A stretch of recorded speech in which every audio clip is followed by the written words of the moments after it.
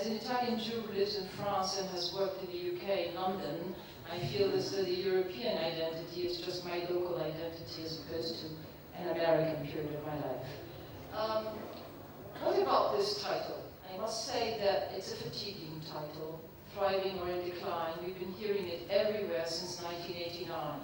Now, either we take the road of Joy and Lie concerning the French Revolution to say it's much too early to tell, or in the grand scheme of things, we'll just have to say that we're thriving in our own way, and we're very much alive. Jewish life in each European country is fractious, thriving, multipolar, full of competing contexts in ways that would have been simply unimaginable even 30 or 40 years ago. So that would be my statement on that particular issue. And I can only cite to the incredible vivacity, intellectual, political, and cultural of my own very small Italian Jewish community. Go on their website and you will be amazed. But first thing to be said, Jews across Europe are full-fledged citizens of increasingly pluralist democracies. Consequently, the idea of what communities have to do as though they were in a kind of defensive situation is a bit incongruous for our condition today. I would simply like to situate the European Jewish presence with respect to 5 elements. What does it mean for the Jews themselves? What does it mean for each nation-state of Europe? And what does it mean for Europe as a whole? Finally, for Israel and the wider Jewish world. For the Jews themselves, well, they're still there. They could be elsewhere. Therefore, they must enjoy having that kind of thrill of being both Jewish and a member of their nation-state, with all the dichotomies, tensions, and dialectics involved. But clearly, it must be an added element to the identity. What does it mean for each nation-state? This is a most crucial element for the years to come.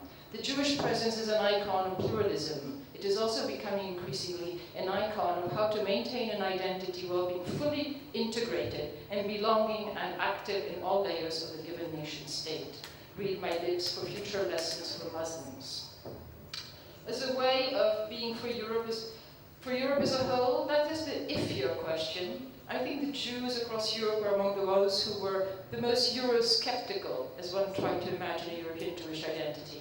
Perhaps because they felt it was too small in terms of globalization and too large and inchoate with respect to their own national setting and paradigm. And if this is the case, then it is a very bad sign for Europe indeed as a whole, and it may be one in the years to come. For Israel, it is a hinterland.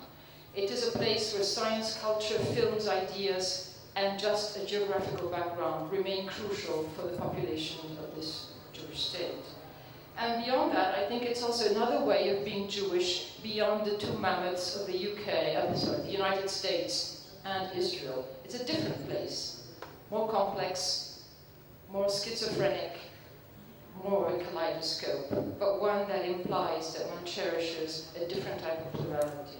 And finally, for the Jewish world as a whole, well, might be something there in terms of history, overcoming of historical tensions, finding new problems. I did hear Rabbi Jonathan Sachs' rather negative comments this morning about the future, especially in this part of the world, and the new anti-Semitism.